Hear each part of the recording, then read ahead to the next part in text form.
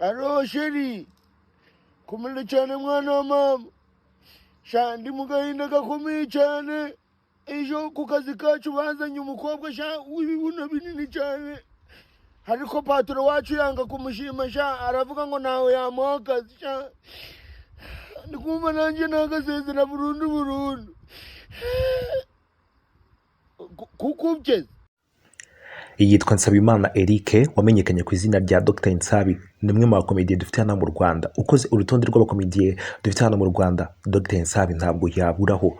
Ni umwe rero mu bakinnyi beza dufite hano mu Rwanda, wagiye umenyekana muri filimi zigiye zitandukanye, zaba filimi za komedi ndetse na filimi y'uruhererekane yitwa My Heart, imwe muri filimi yagiye imufungura zimwe mu nzira zigiye zitandukanye. Kugeza amagingo ngaya Dr Nsabi cyangwa se Nsabimana Eric akaba afite imyaka 26 y'amavuko.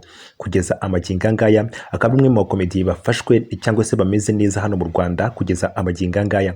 Amwe ku makuru tugiye kwibandaho yo kuri uyu mukomediye witwa Dr Nsabi nuko hari ibikorwa byinshi yagiye akora abikuye mu gukina komedi cyangwa se no gukina filimi zigiye zitandukanye.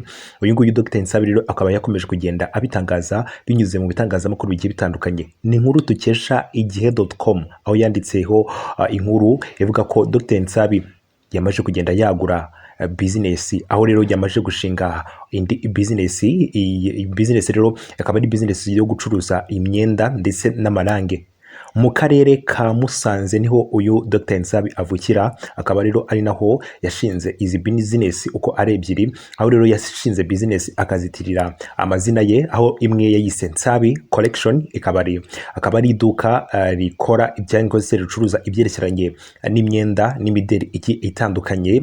Akaba ari rero n'iyindi yise kwa Nsabi, aho rero hacururiza amarangi agiye atandukanye.